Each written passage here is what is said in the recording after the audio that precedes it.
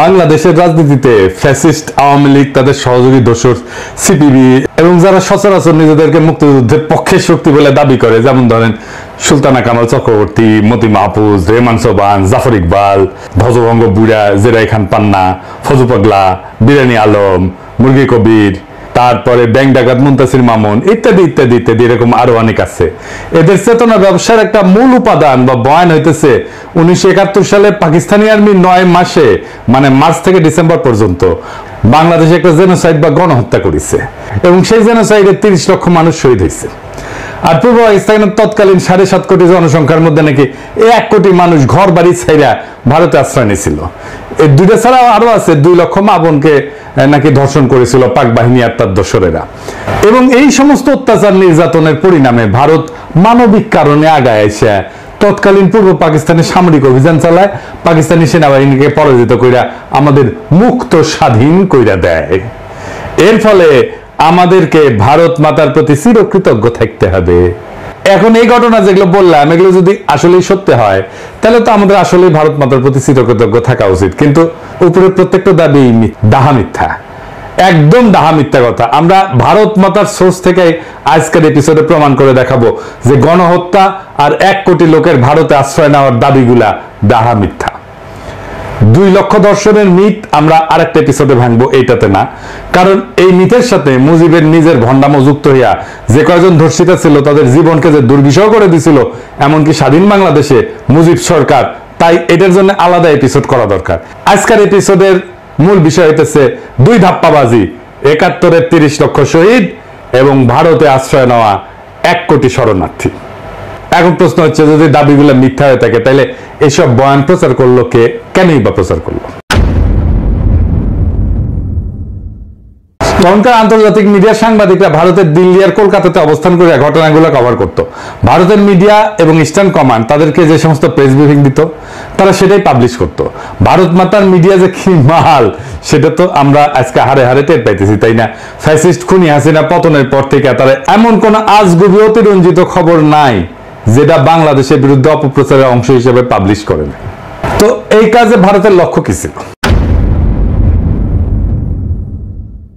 ভারতের লক্ষ্যই ছিল এই উপমহাদেশের মুসলমানদের মধ্যে যাতে কোনো মতে একটা ইউনিটি বা একতার বোধ না থাকে। এখানে একটা ব্যাপার খেয়াল করলে দেখবেন যে ভারত মাতা উপমহাদেশের যে ডাইভার্স বহুভাষী হিন্দুদের এক রাষ্ট্রে বসবাস করার মধ্যে কোনো গরমিল লক্ষ্য করে না। কিন্তু উপমহাদেশের বহু ভাষাভাষী মুসলমানরা যখন শক্তিশালী হইয়া একসাথে একটা রাষ্ট্র গঠন করে, তার বিরুদ্ধে সর্বশক্তি নিয়ে ঝাঁপায় পড়ে। এখনো দেখেন উপমহাদেশের বিভিন্ন মুসলমানদের মধ্যে দাঙ্গা হাঙ্গামা ফ্যাসাদ এগুলো লাগায় রাখে। এটার একটা উপায় হইতেছে ভুয়া অর্থনৈতিক বৈষম্যের বয়ান সৃষ্টি কইরা দেশীয় হলুদ মিডিয়া দিয়া প্রচার করানো। বাংলাদেশি মুসলমানদের পাকিস্তানি মুসলমানদের ঘৃণা করতে শেখানো, পাঞ্জাবি মুসলমানদের ঘৃণা করতে শেখানো, বেলুচ মুসলমানদের ঘৃণা করতে শেখানো, এমনকি তাদের ভাষা উর্দুকে ঘৃণা করতে শেখানো।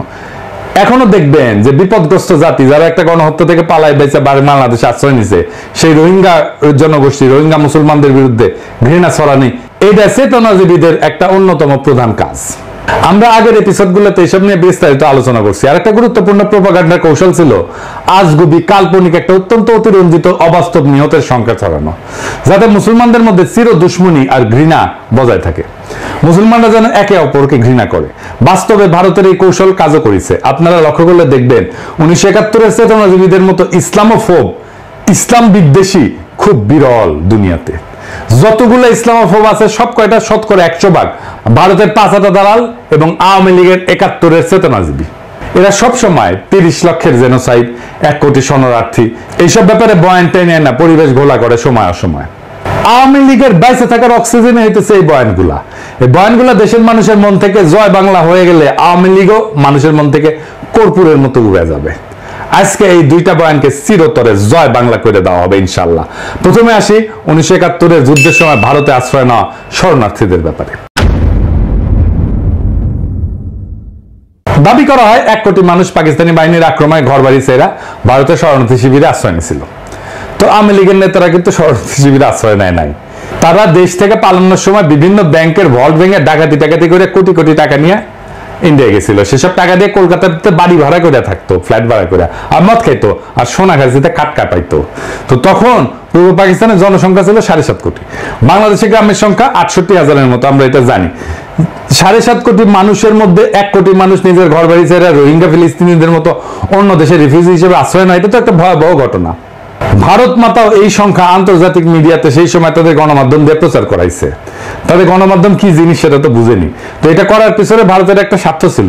ভারত এই ব্যাপারে আন্তর্জাতিকভাবে প্রচার করিয়া আমেরিকা, ইউরোপের অন্যান্য দেশ থেকে খাদ্য, ওষুধ, সাহায্য, এগুলো অন্যান্য প্রয়োজনীয় সামগ্রী গ্র্যান্ট হিসেবে আনতো। এখন শরণার্থীর সংখ্যা, রিফিউজির সংখ্যা যত বেশি দেখাবে, ভারতের লাভ তত বেশি। কারণ একজনের বিপরীতে যদি তারা 100 জনের হিসাব দেখায়, খাবার, টাকা ইত্যাদি নেয়, তাহলে বাকি 99 জনের টাকা খাবার নিজেরা পকেটস্থ করতে পারবে। এখন বলবেন একজনের বিপরীতে 100 জন দেখেন, তার চেয়ে বেশি দেখাইছে, তার চেয়ে বেশি দেখাইছে, হিসাব আজকে দেখাই দেবো, আজকে ভিডিওতে দেখাই দেবো। বাস্তবে হয়েছেও তাই। আমি আপনাদেরকে একদম খোদ ভারতের রেসপন্সিবল মানুষের রেফারেন্সই দেখাতেছি। ভারতের এবং আওয়ামী লীগের অফিসিয়াল প্রোপাগান্ডার বিপরীতে আপনারা যদি আসল সংখ্যাটা শুনেন, তাহলে আপনারা চেয়ার থেকে পড়ে যাবেন এখনই। ভারতের সেনাবাহিনীর লেফটেন্যান্ট জেনারেল প্রেমনাথ হুন, লেফটেন্যান্ট জেনারেল, তার এক সাক্ষাৎকারে ভারতে আশ্রয় নেওয়া রিফিউজিদের আসল সংখ্যাটা বলছেন। জেনারেল হুন কিন্তু কোনো সুশীল বামপন্থী মানুষ না, উনি একজন কট্টর হিন্দুত্ববাদী, যিনি রিটায়ারমেন্টের পর শিবসেনাতে জয়েন করছিলেন, এখন এরপর বিজেপিতেও যোগ দিচ্ছেন। 1999 সালে ভারতের মিডিয়া রেডিফে ওনারা সাক্ষাৎকার নেয়। এডিটর সাহেব সাক্ষাৎকারটা পাশে দেখান, এই আপনারা সার্চ করে নিতে পারবেন। এই সাক্ষাৎকারে জেনারেল হুন 1971 সালে ভারতে আশ্রয় নেওয়া শরণার্থীদের আসল সংখ্যাটা প্রকাশ করছিলেন। সংখ্যাটা হইতেছে কত? শুনে পড়ে যায় না, চেয়ার থেকে, চেয়ারে সিট বেল্ট বাইন্ডা নেন। 90,000, 90,000, ঠিকই শুনেছেন, 90,000। কই 1 কোটি আর কই 90,000। বাংলাদেশে গ্রামের সংখ্যা 68,000। বাংলাদেশের অধিকাংশ জনগোষ্ঠী, মেজরিটি সংখ্যক গ্রামের কেউ ভারতে গিয়ে আশ্রয় নেয় নাই। গ্রামের সীমিত সংখ্যক ব্যক্তি ভারতে গিয়ে আশ্রয় নিয়েছিল। এখন কাঁঠালরানী পতনের পরই তো ফ্যাসিস্ট আওয়ামী লীগের দুর্বৃত্তরা, বিপ্লবী জনতার দাওয়া খেয়া প্রায় লাখখানেক দুর্বৃত্ত ভারতে গিয়ে আশ্রয় নিছে। কলকাতাত আওয়ামী লীগ আবার অফিস খুলিছে, আরো অনেক দুর্বৃত্ত পলাইতে গিয়ে বিপ্লবী জনতার হাতে ধরা গেছে। কালামানিক তো পলাইতে গিয়ে সর্বস্ব হারায় মনের দুঃখে কলা পাতের উপরে শুয়েছিল। 1971 সালে এখনকার চেয়ে কম সংখ্যক মানুষ ভারতে গিয়ে আশ্রয় নিয়েছিল। ভারত মাতা এবং আওয়ামী লীগের প্রোপাগান্ডা কিভাবে 90,000 1 কোটিতে রূপান্তরিত হয় দেখছেন। কাহিনী এখানে শেষ না। তৎকালীন পূর্ব পাকিস্তানে ভারতীয় মদতে আওয়ামী লীগের বিদ্রোহের ফলে দেশে আইন শৃঙ্খলা ব্যাপক অবনতি ঘটে। এর সাথে অবাঙালি মুসলমান হত্যা, ক্যান্টনমেন্টে আক্রমণ, এমনকি পাকিস্তানি আর্মিদেরকে খুন করা, এর জবাবে কাউন্টার ইনসার্জেন্সি অপারেশন ইত্যাদি কারণে আওয়ামী লীগের দুর্বৃত্ত ছাড়াও বেশ কিছু নিরীহ মানুষ ভারতে আশ্রয় নিতে বাধ্য হয়। আমার পরিবারও ভারতে আশ্রয় নিয়েছিল। তৎকালীন পাকিস্তান সরকার একটা পলিসি ছিল না যে পূর্ব পাকিস্তানের মানুষকে রিফিউজি বানায় ভারতে পাঠায় দেওয়া। এটা আমরা কিভাবে জানি? কারণ পাকিস্তান সরকার ভারতে আশ্রয় নেওয়া রিফিউজিদের দেশে ফিরে আসার জন্য আহ্বান জানাইছিল। এমনকি শরণার্থীদের দেশে ফিরে আসলে তাদের রিসেপশন করার জন্য সীমান্তে অভ্যর্থনা কমিটির ব্যবস্থা করছিল। কিন্তু ভারতে আশ্রয় নেওয়া শরণার্থীরা ভারতের ক্যাম্পে মানবেতর জীবনযাপন করার বদলে দেশে ফিরে না আসে, এই জন্য ইন্ডিয়া আর আওয়ামী লীগ শরণার্থীদের প্রত্যাবর্তনকে স্যাবোটাজ করে। শরণার্থীরা সবাই দেশে ফিরে আসলে তো ভারতের বাটপাড়ি মাঠে মারা যাবে। গভর্নর টিক্কা খান যেদিন সীমান্তে ফিরে আসে শরণার্থীদের রিসেপশন করার জন্য অভ্যর্থনা কমিটিতে যায়, তখন লীগের গুন্ডারা সেই রাস্তা দিয়ে শরণার্থীরা যে বাস আসবে সেই রাস্তার মধ্যে মাইন পুঁতে রাখে। এর ফলে প্রত্যাবর্তনরত শরণার্থীদের বাস মাইনের উপরে পড়া বিস্ফোরণে উড়া যায়, যাত্রী সমত সবাই মারা যায়। দেখেন, রেফারেন্স আছে। এই লেভেলের সাইকোপ্যাথেরা মায়ানমার রোহিঙ্গাদের বিতরণ করে তাদের ফেরত নিতে অস্বীকৃতি জানাচ্ছে। কোনোভাবেই তারা রোহিঙ্গাদের ফেরত নেবে না। ইসরায়েলিরা ফিলিস্তিনিদেরকে বিতরণ করে তাদের ফিরে আসার সমস্ত পথ বন্ধ করে দিছে। ইসরায়েল কোনোভাবেই ফিলিস্তিনিদের রাইট টু রিটার্ন এটা অ্যাকনলেজ করে না। পাকিস্তান সরকার এর ঠিক উল্টা পলিসি নিয়েছিল এবং ভারতে যাওয়া সমস্ত রিফিউজিকে দেশে ফিরে আসার আহ্বান জানায়। এমনকি সেপ্টেম্বর মাসে ইয়াহিয়া খান পূর্ব পাকিস্তানের সমস্ত বিদ্রোহীদের সাধারণ ক্ষমা ঘোষণা করে, যাতে তারা নির্ভয়ে দেশে ফিরে আসতে পারে। এইটা তো গেল ভারতের তথাকথিত 1 কোটি রিফিউজির কাহিনী। এইবার আসি দ্বিতীয় বিষয়ে, সবচেয়ে বড় বিষয়, 30 লাখ শহীদ। বিএনপি তাদের যে 31 দফা দিছে, সেখানে 22 নম্বর দফা এই ব্যাপারে তারা একটা প্রতিজ্ঞা করেছে। কি আছে সেখানে, আসেন দেখা যায়। অনেকগুলো দাবির মধ্যে এটা বলছে যে 71 সালে নিহত হওয়া মানুষের সংখ্যা এক্সটেন্সিভ সার্ভে করে বের করবে। তো এক্সটেন্সিভ সার্ভে কে করবে, কিভাবে করবে, সেটা পদ্ধতিগত স্বচ্ছতা কতটুকু থাকবে, এবং সব ব্যাপারে একটু পরে আসতেছি। এর আগে 2015 সালের ডিসেম্বর মাসে বেগম খালেদা জিয়া এই ব্যাপারে একটা বক্তব্য দিয়েছিলেন। সেটা শুনে আওয়ামী লীগ আর সিপিবি বামদের মাথা খারাপ হয়ে গেছিল, চিল্লা পাল্লা শুরু করছিল। পারলে ওই দিনই খালেদা জিয়াকে জেলে নিয়ে যায়। খালেদা জিয়া বলছিলেন যে মুক্তিযুদ্ধের শহীদদের সংখ্যা নিয়ে বিতর্ক আছে। দেখেন এবং এডিটর সাহেব কথাটা শুনায় দেন। আজকে বলা হয় যে এত লক্ষ লোক শহীদ হয়েছে, এই জন্য অনেক বিতর্ক আছে যে আসলে কত শহীদ হয়েছে এটা নিয়েও বিতর্ক আছে, নানা বই আছে।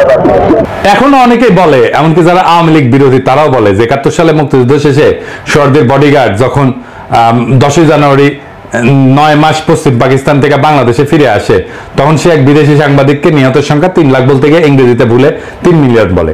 এরপর একবার বলে ফেলার পর সেটা বারবার রিপিট করতে করতে আন্তর্জাতিক মিডিয়াও আনক্রিটিক্যালি কোনো যাচাই বাছাই ছাড়াই সেই সংখ্যা বিভিন্ন জায়গায় কপি পেস্ট করে প্রিন্ট করে প্রচার করতে থাকে।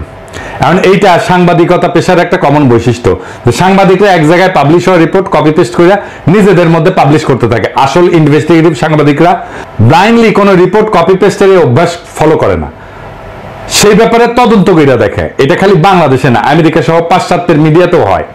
ইনভেস্টিগেটিভ জার্নালিজমের আইকন ওয়াগারের পথ বালক না, ওয়াগারের পথ বালক না, এগুলো আইকন, মেলা আইকন আছে। সেমর হার্স নামে একজন বিখ্যাত ইনভেস্টিগেটিভ জার্নালিজমের আইকন আছে, এই ব্যাপারে অনেক লিখছেন এবং তার গ্রাউন্ড ব্রেকিং সব ইনভেস্টিগেশন রিপোর্ট যেগুলো সবগুলো মেজর নিউজ মিডিয়ায় আলসেমি করে কপি পেস্ট করে অসংখ্য বয়ানকে তথ্য প্রমাণ সহ রিপিট করছে। এখন যারা বলে সোহরাওয়ার্দীর বডিগার্ড 3 লাখ বলতে গিয়ে 30 লাখ বলছে, তারা ওই 3 লাখ সংখ্যাটাই বা কোন সার্ভের ভিত্তিতে পাইছে? যদি এটা জিজ্ঞেস করেন এই ব্যাপারে কোনো জবাব পাবেন না। ঘুরে ফিরে কিছু পেপারে কপি পেস্ট করে কিছু আর্টিকেল বড় জোর দেখাবে, যে সব আর্টিকেলে কোথাও কোনো ধরনের ফিল্ড সার্ভের কোনো রেফারেন্স থাকে না। এখন এটা মানলাম যে সোহরাওয়ার্দীর বডিগার্ড মূর্খ সোদা ছিল, তো কয়েকবার ফেল করে ক্লাস 10 পাস করছে, ম্যাট্রিক পরীক্ষায় নকল করে পাস করতে আর অন্যদেরকে নকল করতে উৎসাহ দিত। সে লাখকে ইংরেজিতে মিলিয়ন বলছে। এখন প্রশ্ন হচ্ছে 3 লাখ সংখ্যাটাও তো 30 লাখের মতোই ভিত্তিহীন, বাইরে একটা সংখ্যা। যারা এই সংখ্যা প্রচার করে তারাও তো আজগুবি একটা সংখ্যা প্রচার করে। এবার আসেন আসল সংখ্যা কত ছিল সেটা বের করা যাক। আস্তে আস্তে সব রেফারেন্স দেখাইতেছি। এবার আপনারা চেয়ার থেকে মাটিতে পড়ে যাবেন, হ্যাঁ, অথবা আপনাদের সোয়াল খুলে ঝুলে পড়বে। আসেন দেখি সেটা। প্রথমত 3 লাখ সংখ্যা নিয়ে একটা রেফারেন্স দেখাই। 71 সাল নিয়ে সবচেয়ে বেশি স্কলারলি বই হইতেছে লিসন আর রোজের। বইয়ের নাম হইতেছে war and secession, Pakistan, India and the creation of Bangladesh. 1991 সালে পাবলিশ হয় বইটা। এখানে 2 জন লেখক এই বইতে দেশগুলোর সমস্ত অফিসিয়াল ডকুমেন্ট রিভিউ করছেন এবং 3 দেশের 71 সালে ভূমিকা রাখা সব গুরুত্বপূর্ণ ব্যক্তিদের ইন পার্সন সামনাসামনি সাক্ষাৎকার নিয়েছেন। এই সমস্ত তথ্য প্রমাণ তারা বিশ্লেষণ করিয়া এই বইটা লিখছেন। এটা অত্যন্ত গুরুত্বপূর্ণ একটা প্রামাণ্য বই। এই বইয়ের লেখকেরা 71 সালে বাংলাদেশে যুদ্ধের নিয়ন্ত্রণ করা 2 জন অত্যন্ত সিনিয়র ভারতীয় সাক্ষাৎকার নিছেন, যেখানে তাদের জিজ্ঞেস করা হয় 71 সালে নিহত বাঙালির সংখ্যা কত। একজন ভারতীয় উত্তর দেয় 3 লাখ, কারণ সে টের পাইছিল এই ঘাঘু লেখকদের কাছে 30 লাখের মতো অবাস্তব হাস্যকর একটা সংখ্যা বেচা যাবে না। সে অন্য প্রচলিত সংখ্যা 3 লাখ বলে দেয় ফট কইরা। মজার ব্যাপার হচ্ছে ওই ভারতীয় যখন 3 লাখ বলে তার পাশে বসে থাকে আরেকজন ভারতীয় তার দিকে কটমট করে তাকায়, সংখ্যা বাড়ায় এটা বোঝানোর জন্য। এরপর প্রথম ভারতে এক ধাক্কায় তার সংখ্যা বাড়ে 5 লাখ বলে ফেলে, মানে মাথায় যা আসে সেটা ফসাদ করে কয়া দেয়। তো ইন্ডিয়ান প্রোপাগান্ডা কি মাল সেটা তো আজকাল জাতি ভালো করে বুঝছে। মেইনস্ট্রিম মিডিয়াগুলো পর্যন্ত একটা ঘটনার ছবি আর একটা ঘটনার ছবিগুলো চালায় দেয়। এইখানে লেখক 2 জন সেই ঘটনা বিবরণ লিখছেন এবং মতামত দিচ্ছেন, এবং হতাহতের সংখ্যা যাই হোক এর মধ্যে অনেক প্রশ্ন আছে, যেমন কতজন যুদ্ধ করতে দেয়া মারা গেছে, কতজন বিহারি ছিল, অবাঙালি মুসলমান ছিল, এর মধ্যে কতজন পাকিস্তানি বাহিনীর হাতে, কতজন ভারতীয় বাহিনীর হাতে, কতজন মুক্তি বাহিনীর হাতে মারা গেছে, বা পাকিস্তানি বাহিনীর কতজন মারা গেছে, রাজাকার কতজন মারা গেছে। এইবার আসি ইনভেস্টিগেটিভ ফিল্ড সার্ভে নিয়ে। ইনভেস্টিগেশনের আগে কিছু জিনিস ক্লিয়ার করা জরুরি। অধিকাংশ বাঙালি বিশেষ করে বাঙ্গু সুশীল প্রগতিশীল সামরিক ব্যাপারে একদম অজ্ঞ। এই জন্য মুক্তিযুদ্ধ নিয়ে এত মিথ তৈরি করা গেছে। অজ্ঞ মানে একেবারে গণ্য মূর্খ, মূর্খ সোদা। এমনকি যারা নিজেদেরকে ট্রেনিং প্রাপ্ত মুক্তিযোদ্ধা বলে দাবি করে তারা মূর্খ সোদা সামরিক ব্যাপারে। হ্যাঁ, মুক্তিযুদ্ধের একদম সামরিক মিলিটারি বিশ্লেষণ আর অ্যানালাইসিস আমরা সামনের আর এক এপিসোডে করবো। এখন কইতে পারেন দাদা ট্রেনিং প্রাপ্ত মুক্তিযোদ্ধারা কিভাবে সামরিক ব্যাপারে অজ্ঞ হয়? তারা তো বড় বড় ডায়লগ মারে, অস্ত্র জমা দিয়েছি, ট্রেনিং জমা দেই নাই, তো ট্রেনিং পুলিশ বা সামরিক ব্যাকগ্রাউন্ড ছাড়া কাউরে অস্ত্র হাতে দেন, কেউ যদি চালাইতে পারে ধরতে পারে ঠিক মতো, আমরা এসে কইয়েন। পুলিশ, মিলিটারি বা ইপিআর ব্যাকগ্রাউন্ডের মুক্তিযোদ্ধাদের বাইরে সকল মুক্তিযোদ্ধাদের যে কত বেইজ্জত করছি তার হিসাব নাই। আমার লগে বসাই দেন লাইভে, আমি আজকে চ্যালেঞ্জ দিতেছি, আমি প্রমাণ করে দিব অস্ত্রই ধরে নাই। আমি ওদের কি জিজ্ঞাসা জানেন কি অস্ত্র ইউজ করতেন, কত ক্যালিবারের বুলেট ইউজ করতেন, ব্যারেল লেন্থ কত, ব্যারেল লেন্থ করতে পারলে জিজ্ঞাসাম কি কামে ইউজ করতেন, অ্যাকশন কি, বোল্ট পাম না সেমি অটো না ফুল অটো, রেট অফ ফায়ার কত, ইফেক্টিভ রেঞ্জ কত, ম্যাগাজিন ক্যাপাসিটি কত, এখানে কাট হয়ে যাবে। আমার সাথে লাইভে আসেন, কোন মুক্তিযোদ্ধা বেড়া আছেন আমার সাথে লাইভে আসেন। বাংলাদেশের সব টিভি চ্যানেলকে বললাম আমার লাইভ প্রচার করবেন। কোন মুক্তিযোদ্ধা যার যে পুলিশ না, ইপিআর না, যে মিলিটারির ব্যাকগ্রাউন্ড নাই, যে সাধারণ মানুষ মুক্তিযুদ্ধ ট্রেনিং করে অস্ত্র জমা দেই নাই কইছে, ওরে নিয়ে আসেন আমার সামনে বসে দেন। অস্ত্র ধরে নাই ওটা আমি প্রমাণ করে দেবো। ইন্ডিয়া যাদেরকে কি ট্রেনিং দিছিল সেটা আমি ইন্ডিয়ান জেনারেলদের বই থেকে রেফারেন্স দিয়ে দেখাইতেছি। ইস্টার্ন কমান্ডের chief of staff general Jacob তার বইতে কি লিখছে দেখেন। উনি বলছেন যে একদম আনট্রেন্ড, সামরিক ব্যাপারে পরিচিতি নাই এরকম মানুষদের মুক্তিবাহিনীতে এনরোল করা হতো। এদেরকে প্রপার ট্রেনিং দিয়ে কার্যকর করতে কমপক্ষে 3 মাসের ট্রেনিং দেওয়া লাগতো। সেইখানে তারা ঘুরে করে 3 থেকে 4 সপ্তাহে ভুগি ঝুঁকি কিছু ট্রেনিং দিয়ে ছেড়ে দেওয়া হতো। এর ফলে এদের কার্যকারিতা সীমাবদ্ধ ছিল। জেনারেল লাসমান সিং যিনি ইস্টার্ন ফ্রন্টের ডিভিশনাল কমান্ডার ছিলেন, উনি একই কথা লিখেছেন। তার বইয়ের নাম victory in Bangladesh. Eastern commander general Lachhman Singh সরাসরি মুক্তি বাহিনীকে প্রোপাগান্ডার প্রেসে পাবলিশ হওয়া তাদের কার্যকলাপকে ফিকশনাল বলছেন। বলছে এই সমস্ত ইস্টার্ন কমান্ডার প্রোপাগান্ডা মেশিনের প্রচার। মুক্তি বাহিনীর মিত্ররাই তাদের নামে এইসব লেখে, এইসব কথা পাকিস্তানিরা লেখে নাই। আর আমাদের মুক্তিযুদ্ধের গল্প শোনান মিয়ারা। খোদ মুক্তি বাহিনীর ডেপুটি চিফ অফ স্টাফ একে খন্দকার তার বইয়ে হুবহু একই কথা লিখেছে। একে খন্দকারের এই বই লেখার পর আওয়ামী লীগ, জাফর ইকবাল, আনিসুল্লাহকে পুচ্ছে আগুন লেগে গেছে। তার এডিট করতে হয়েছে বই, টেক্সট চেঞ্জ করতে হয়েছিল। 1971 সালের 18 সেপ্টেম্বর বিলাতের দ্য গার্ডিয়ান পত্রিকায় একটা আর্টিকেল প্রকাশিত হয়, big brother goes to war. লেখক শাস্তিব্রত একজন ব্রিটিশ বংশোদ্ভূত ভারতীয় বাঙালি সাংবাদিক, যিনি ত্রিপুরাতে ভারতীয় ট্রেনিং শিবির ঘুরে দেখে এসে সেখানে মুক্তিবাহিনীর ট্রেনিং নিয়ে একটা রিপোর্ট করে। রিপোর্টে এটাও লেখা আছে এই রিপোর্ট যদি ভারত থেকে করতো তাকে ভারতে গ্রেপ্তার করতো। 19 সেপ্টেম্বর মাসে আগরতলাতে একটা ক্যাম্পে মুক্তি বাহিনীর ভলান্টিয়ারদের সাথে কথা বলে জানতে পারেন সেখানে 200 জনের ভলান্টিয়ারদের মধ্যে মাত্র 6 জনকে সামান্য কিছু ট্রেনিং দেওয়া হয়েছে এবং মাত্র 3 জন কোন একটা অপারেশনে অংশ নিছে। সব অপারেশনে যেমন বীজ ধ্বংস করে এরকম কাজে ইন্ডিয়ানরা কিন্তু নিজে করতো। আমি বলতেছি, লিখে দিচ্ছি, ইন্ডিয়ানরা নিজে করতো। মুক্তি বাহিনীর নিজেদের সদস্যদের মতে তারা বড় জোর একটা গ্রেনেড নিক্ষেপ করছে। এবার একটা মজার ভিডিও দেখেন মুক্তি বাহিনীর সাথে ভারতীয় ইন্সট্রাক্টররা কিরকম ব্যবহার করতো। এদিকে সেদিন দেখে দেন। এটাকে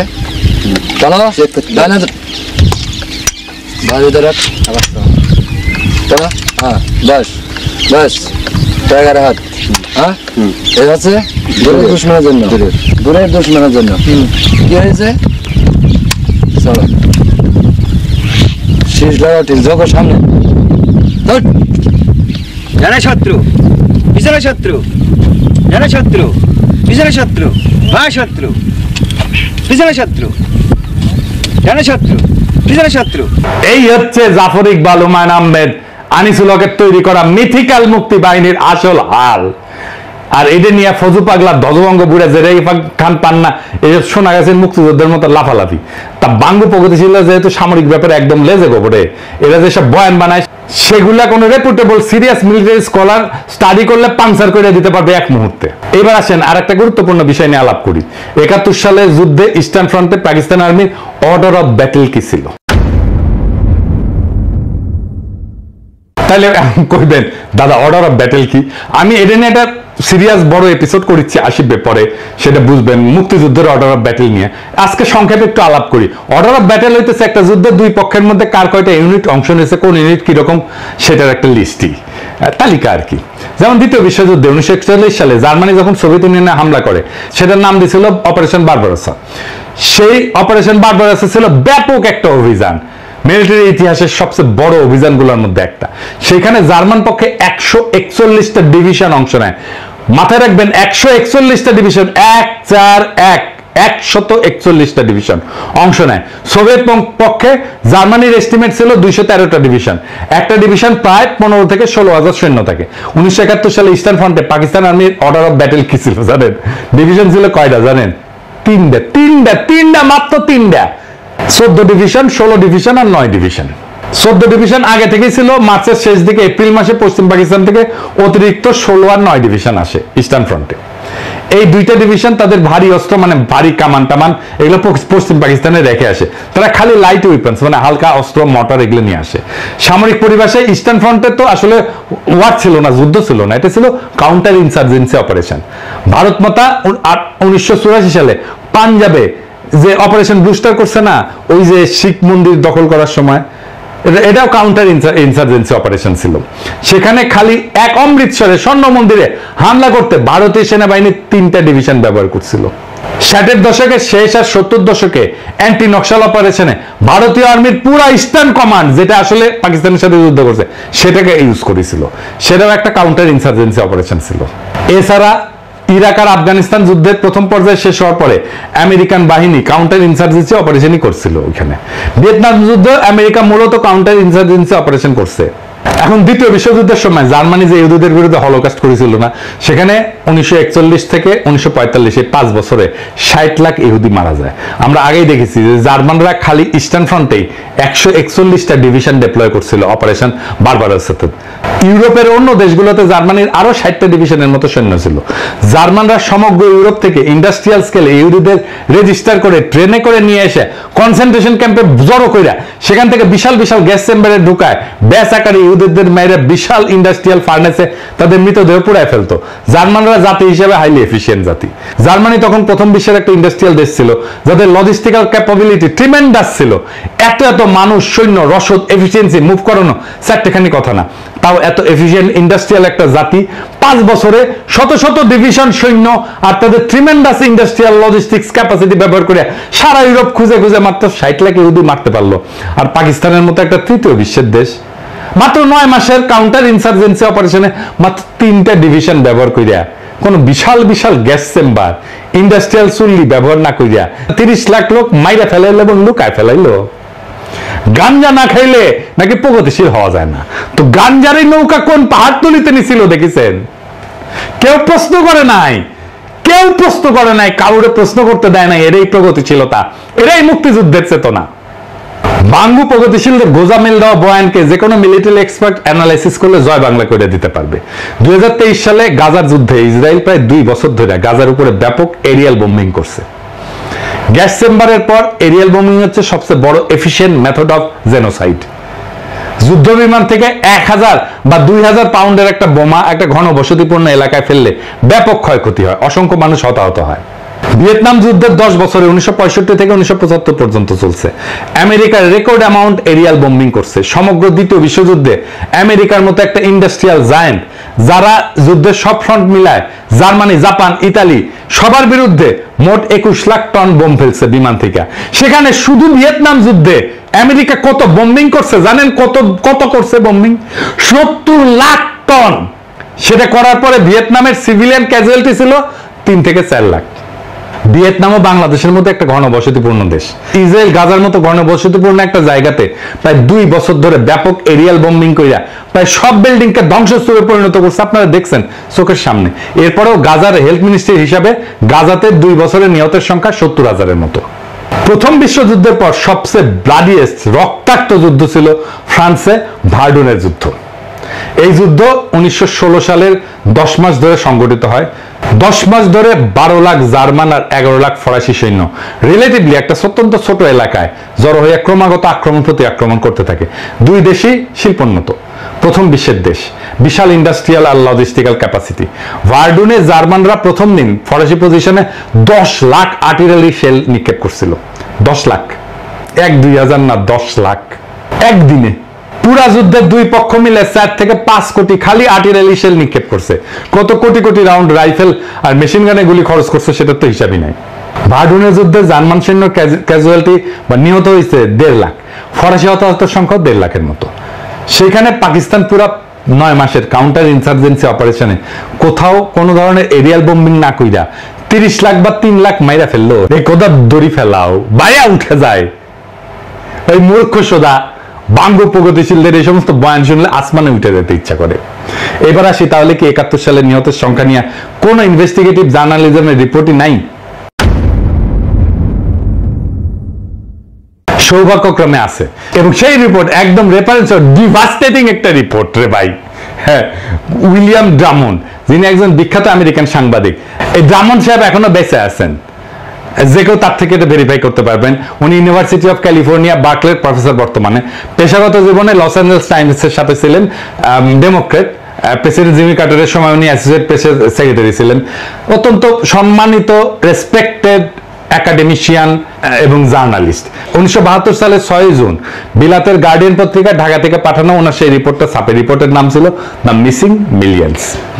ড্রামন্ড যুদ্ধের পর বাংলাদেশের গ্রাম পর্যায়ে অসংখ্যবার ভ্রমণ কইরা গ্রামের মানুষজনের সাথে এই ব্যাপারে কথা বলেন। এছাড়া সরকারি বিভিন্ন মানুষের সাথে ব্যক্তিগতভাবে কথা বলেন। উনি লিখছেন ইংরেজিতে, মাই judgement based on numerous trips around Bangladesh and extensive discussion with many people at the village level as well as in the government is that 3 million death figure is an exaggeration so gross as to be absurd. তার মানে উনি বলতেছেন যে আমি বিভিন্ন সরকারি লোক এবং গ্রামের লোকদের সাথে আলাপ সালাপ কইরা যেটা বুঝতে পারছি যে এই 30 লক্ষ নিহতের সংখ্যা এত বেশি বাড়ায় বলা যেটা একটা অসম্ভব এবং ভুয়া একটা সংখ্যা। এরপরে উনি মুজিবের নিহতের সংখ্যা নিয়ে একটা সার্ভের কথা প্রকাশ করেন। মুজিব 72 সালে দেশে এসে 30 লাখ নিহত বলার পর একটা সরকারি উদ্যোগ নিয়েছিলেন নিহতদের আসল সংখ্যা বের করার। স্বরাষ্ট্র মন্ত্রণালয়ের অধীনে দেশের তৎকালীন পুলিশের ইন্সপেক্টর জেনারেলকে দায়িত্ব দেওয়া হয় যে প্রত্যেক থানায় পুলিশের মাধ্যমে একটা রিপোর্ট পাঠাইতে। ওই থানায় 9 মাসে পাকিস্তান আর্মির হাতে নিহত মানুষের সংখ্যা কত এবং সেগুলো যোগ করে কত আসে। মুজিব সেই রিপোর্ট আসলে সংখ্যা দেখে স্বাভাবিকভাবেই সেটাকে ধামাচাপা দেয়। বিল ড্রামন্ড একদম সরকারের ভেতরের থেকে সেই রিপোর্ট দেখে সেটা সংখ্যা প্রকাশ করে। সংখ্যাটা কত? কত সংখ্যাটা? আসল সংখ্যা শুনলে ভিমরি খাইবেন না, চেয়ার থেকে পড়ে যাবেন এক্ষুনি। কত? 3 লাখ, 1 লাখ, 30,000, 10,000? না, কোনোটাই না। 2,000 জি হ্যাঁ, ঠিকই শুনেছেন, 2000। এই রিপোর্টটা এখনো আছে, যে কেউ নিজের চোখে সেটা পড়ে নিতে পারেন, স্পষ্ট লেখা আছে। ইংরেজি যেহেতু কইছে সেটা ঠিকই কইছে। Since the 3rd week of March when the Inspector General's office in Bangladesh Home Ministry began its field investigations, there have been about 2,000 complaints from citizens about death at the hand of Pakistani army. তার মানে সারা বাংলাদেশে পুলিশের কাছে পাকিস্তানি আর্মির হাতে মারা গেছে এরকম অভিযোগ জমা পড়ছিল মাত্র 2000 জনের। ড্রামন্ড এখনো বেঁচে আছেন, তার থেকে এটা কনফার্ম করতে পারবেন। এখন তাইলে আমাদের করণীয় কি? কিভাবে আমরা আজকে বর্তমানে একটা ডিটেল কম্প্রিহেন্সিভ ফিল্ড সার্ভে করে এই ব্যাপারে চিরতরে মীমাংসা করে আওয়ামী লীগের জন্মের মতো জয় বাংলা করতে পারি? প্রথমে আমাদের বের করতে হবে দেশের 68,000 গ্রামে জনপদের মধ্যে কোথায় কোথায় পাকিস্তানি আর্মির বেস ক্যাম্প ছিল। এটার সংখ্যা খুব বেশি হওয়ার কথা না। পাকিস্তানি মাত্র 3টা ডিভিশন সৈন্য দেশে কাউন্টার ইনসার্জেন্সি অপারেশনে ছিল। এরপরে বের করতে হবে 9 মাসে পাকিস্তান আর্মি দেশে কয়টা গ্রামে কখন কবে রেড দিছে। পাকিস্তানও এই ব্যাপারে আমাদেরকে হেল্প করতে পারে, চাইলেও তারা করবে। আমরা দরকার হলে ক্রস চেক করে নেব কতজন সৈন্য সেই রেডে অংশ নিছে। সেটা কি একটা স্কোয়াড মানে 9 থেকে 10 জনের ইউনিট ছিল, নাকি একটা প্লাটুন ছিল মানে 30 থেকে 35 জনের? কতক্ষণ ছিল, কতজন করে গ্রামে গুলি করে মারছে, তাদের অ্যামিনেশনের হিসাবপত্র আছে কিনা, কতগুলো অ্যামিনেশন খরচ হয়েছে।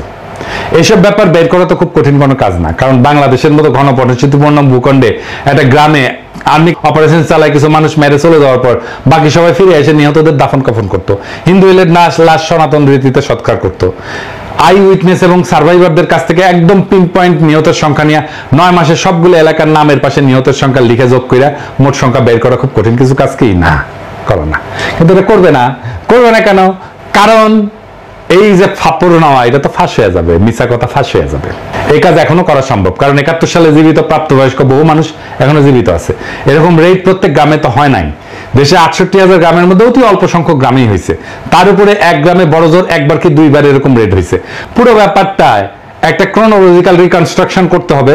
ক্রোনোলজিক্যাল রিকনস্ট্রাকশন মানে দিন সময় সপ্তাহ অনুযায়ী পুরো 9 মাসের ঘটনাকে রিকনস্ট্রাক্ট করা এইভাবে সম্ভব। এটা করা হইলে কমন সেন্স আর ইনভেস্টিগেটিভ সব রিপোর্ট অনুসারে পাকিস্তান আর্মি কাউন্টার ইনসার্জেন্সির আসলে নিহতের সংখ্যা কয়েক হাজারে নেমে আসবে, আমি শিওর। এরপর সেই তদন্ত খালি বাঙালি না, ভারতীয় আওয়ামী সন্ত্রাসীরাতে যত অবাঙালি মুসলমান মারা গেছে তার পুঙ্খানুপুঙ্খ তদন্ত করে সেটাও বের করতে হবে। দুটো সংখ্যায় কম্পেয়ার করে ঠিক করা হবে কে আগে কার কাছে মাপ চাইবে। এই তদন্ত শেষ হওয়ার আগে কেউ কারো কাছে ক্ষমা চাওয়ার প্রশ্নই ওঠে না। পররাষ্ট্র সচিব জসিম খুব লাপাইছিল পাকিস্তানে ক্ষমা চাওয়া নিয়ে, আবার পাকিস্তানের টিম আসতেছে, এবার ক্ষমা চাওয়া তাহলে এই আলাপ যে তুলবে না তার পাশার সাল চামড়া সব উঠায় ফেলা হবে। যদি বেশি ফালাফালি করে বাটাম একেবারে খুলে ফেলাম এবার যদি কেউ এই আলাপটা তোলে। একবার যদি মুক্তিযুদ্ধের চেতনার কুর করে নিয়ে ওঠে তাদের। বিএনপি যেহেতু তাদের 31 দফার মধ্যে এই পয়েন্ট ইনক্লুড করছে, আল্লাহ চায় তো ভবিষ্যতে যদি তারা নির্বাচনে জিতে ক্ষমতায় আসে, চান্স যদিও কম, যাই হোক, তাহলে এইটা বাস্তবায়ন করুক। তারা কিভাবে বাস্তবায়ন করবে? যদি কোনো আমলা বা সচিবকে দিয়ে এটা কমিটি বানায়, দায় সারা অস্বচ্ছ তদন্ত চালায় রিপোর্ট দেয়, সেটা অবশ্যই আমরা প্রত্যাখ্যান করব। এখন বিএনপিতেও তো চেতনাজীবীতে ভৈরা শেষ, তার মধ্যে সব চেতনার দালালরা ঢুকে বসে আছে। যদি কোনো সুশীল বিএনপি বুদ্ধিজীবী চেতনাজীবী ধরিয়ে না কমিটি বানানো হয়, সেটাও আমরা প্রত্যাখ্যান করব। এই ব্যাপারে সবচেয়ে বেশি গুরুত্বপূর্ণ যেটা, সেটা হচ্ছে ফিল্ড ইনভেস্টিগেশনের স্বচ্ছতা। বাংলাদেশের আমলা, বিশ্ববিদ্যালয়, শিক্ষক, এইসবের যা হজবরল অবস্থা, তাদের দিয়ে এই ম্যাগনিটিউডের কোনো কাজ স্বচ্ছভাবে দ্রুত এফিসিয়েন্টলি করার প্রশ্নই ওঠে না। ওই এফিসিয়েন্সি বাংলাদেশের নাই এখন। এটার জন্য একমাত্র সমাধান হচ্ছে একটা ওয়েল রেসপেক্টেড আন্তর্জাতিক কমিশনকে বাংলাদেশে ডেকে আনা, তাদের দিয়ে ফিল্ড সার্ভে করা, ইনভেস্টিগেশন করানো। কারা থাকবে সেই কমিশনে? সেখানে সামরিক যুদ্ধ, মিলিটারি অপারেশনের ব্যাপারে অভিজ্ঞ, একটা অপারেশন ডিটেলস বর্ণনা শুনে সেখানে কি রকম ক্যাজুয়ালিটি হয়, সার্ভাইভার আই উইটনেসদের সাথে কথা বইলা আসল ঘটনা রিকনস্ট্রাক্ট করতে পারে এরকম লোক। এই সমস্ত ব্যাপারে যারা এক্সপার্ট, তারাই সেই কমিশনে থাকবে। এখন প্রশ্ন করতে পারেন কে কে এই সমস্ত ব্যাপারে এক্সপার্ট? পৃথিবীর টপ স্কলারদের নাম দিতেছি, যাদের দিয়া এই কমিশন গঠন করতে হবে। আমি নাম দিয়ে দিতেছি আজকেই। Professor Geoffrey Wawro, university of North টেক্সাসের সামরিক ইতিহাসের অধ্যাপক এবং ইউএনটি মিলিটারি হিস্ট্রি সেন্টারের পরিচালক। Professor John Mearsheimer, university of Chicago আর ওয়ার্ল্ডের Harrison distinguished service professor. Professor Benny Morris, Ben Gurion university নেগেভের মধ্যপ্রাচ্য স্টাডিজ বিভাগের ইতিহাসের অধ্যাপক। প্রফেসর উইলিয়াম ড্রামন্ড, যার কথা আগে বলছি, UC Berkeley graduate school of জার্নালিজমের সাংবাদিকতার অধ্যাপক। Professor Christopher Andrew, university of কেমব্রিজের আধুনিক এবং সমসাময়িক ইতিহাসের এমিরেটাস অধ্যাপক। প্রফেসর টম নিকলস, অবসরপ্রাপ্ত স্ট্র্যাটেজি অধ্যাপক, ইউএস নেভাল ওয়ার কলেজ। এরা প্রত্যেকেই তাদের ফিল্ডের টপ স্কলারদের মধ্যে একজন। প্রত্যেকের একাডেমিক আর রিসার্চ ইন্টিগ্রিটি আনকোয়েশ্চেনেবল। এরা যৌথভাবে কোনো তদন্তের ওপিনিয়ন দিলে সেটা সমস্ত আন্তর্জাতিক গণমাধ্যম, যেমন ধরেন নিউ ইয়র্ক টাইমস বলেন, গার্ডিয়ান বলেন, ওয়াল স্ট্রিট জার্নাল বলেন, ওয়াশিংটন পোস্ট বলেন, দ্য টেলিগ্রাফ বলেন, লোমন্দ বলেন, সবাই সেটা বড় করে হেডলাইন নিয়ে ছাপবে এবং পজিটিভ রিভিউ দিবে। এদের ফিল্ডে করা কাজকে আন্তর্জাতিক মহলে ভারত আওয়ামী মার্কা ছাপতি বাদে আর কেউ প্রশ্নই তুলবে না। এইভাবে যদি একটা স্বচ্ছ ট্রান্সপারেন্ট আন্তর্জাতিক স্কলারদের নিয়ে গঠিত কমিশন দেওয়া তদন্ত করানো হয়, সেটা ভারতীয় আওয়ামী বয়ানের ধুতির কাছা টাইনা খুলে দেবে। ভারত আওয়ামী লীগ বয়ান যেটা সৃষ্টি করা হয়েছিল উপমহাদেশের মুসলমানদের মধ্যে যাতে আজীবন শত্রুতা তিক্ততা বজায় থাকে, যাতে তারা কখনো একতাবদ্ধ হইয়া এই অঞ্চলের ভারতীয় আগ্রাসন মোকাবেলা করতে না পারে, সেটা চিরতরে জয় বাংলা হয়ে যাবে। ভারত মাতা আওয়ামী লীগ আর তাদের বয়ান নতুন বাংলাদেশের ইতিহাসে আস্থা করে নিক্ষেপিত হবে। নতুন বাংলাদেশকে এই সত্যভিত্তিক ইতিহাসেই শক্তি দেবে, যেখানে মিথ্যার স্থান হবে না, আর সত্যের উপরে জনগণের আস্থা হবে আগ্রাসন প্রতিরোধের সবচেয়ে বড় অস্ত্র। ইনশাআল্লাহ জয় হবে সত্যের, আর ইতিহাস লেখা হবে। এই প্রজন্ম মিথ্যার শিকল ভেঙে সত্যকে মুক্ত করছিল, আবার সেই সত্যকে সে মুক্ত করবে। ইনকিলাব জিন্দাবাদ।